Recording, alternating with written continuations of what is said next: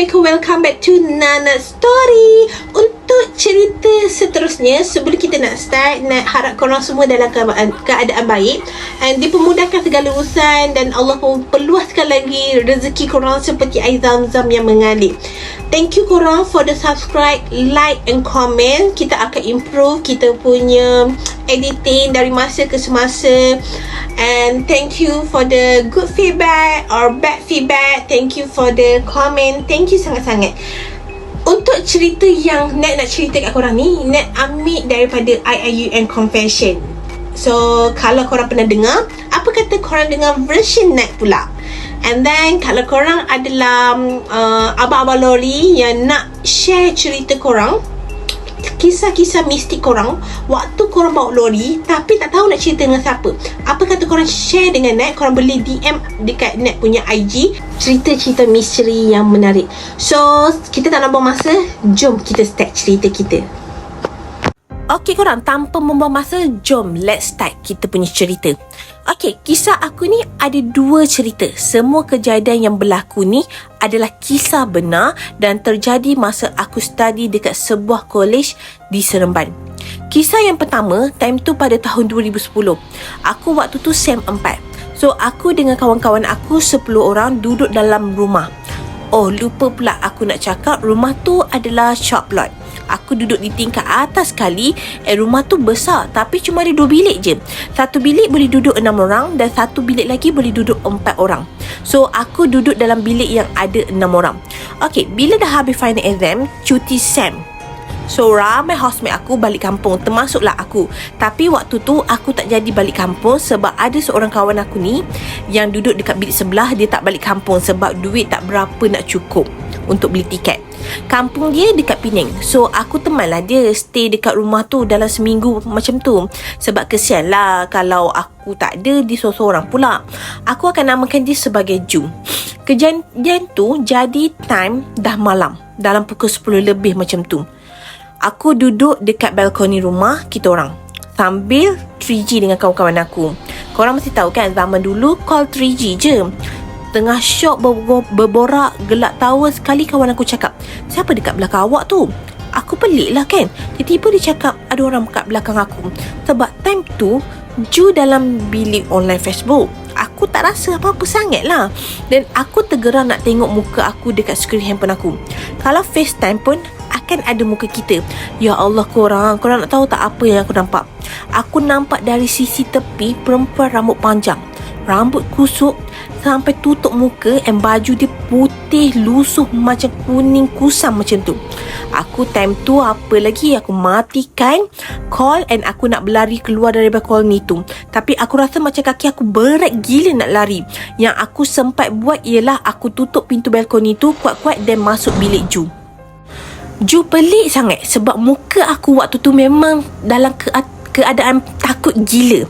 Dia tanya aku, "Kenapa?" Dia tanya aku, "Kenapa?" Tapi aku tak nak jawab sebab kalau aku cerita lagi, dia cuak kan. Dalam rumah tu dah lah kita orang je ada. Dalam takut-takut tu tiba-tiba bunyi kuat kat pintu balkoni tu. Tertutup macam ada orang hempas pintu. Time tu aku dah cuak gila babeng korang. Ju yang dari tadi duduk dekat katil dia terus berlari peluk aku dekat katil sebelah. Kita orang dah baca ayat macam-macam dah. Ju minta aku cerita, tapi aku tengah takut nak cerita pun aku menggigil.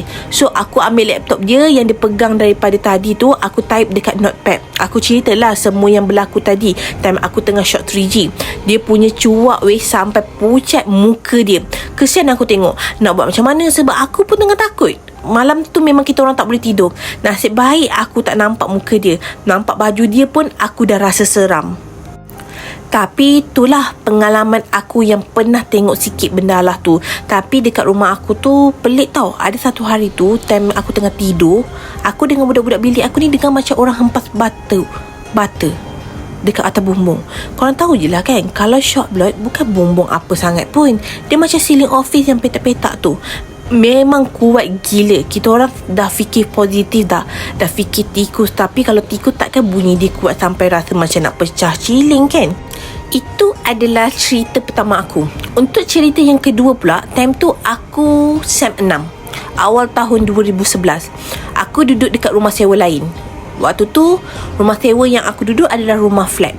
Aku duduk berlima. Semua yang duduk dengan aku tu adalah best friend aku lah. Dalam rumah tu ada 3 bilik. Okay, cerita dia macam ni korang. Rumah sewa aku tu ada balkoni tau. Siap ada grill. So dekat balkoni tu lah kita orang sidai baju semua. Adalah satu hari telur dalam aku hilang weh. Aku pelik tau. Aku dah cari sekeliling balkoni tu, memang tak ada. Nak fikir jatuh dekat luar rumah. Balkoni aku ni berdepan dengan dinding. Kalau angin kuat pun tak boleh nak tanggalkan seluar dalam aku yang aku dah sepit dekat hinga. And jarak antara grill dengan ampaian tu jauh tau. Kalau orang dekat luar nak capai ampaian tu mustahil sangat sebab jauh. Aku cerita benda ni dekat housemate aku.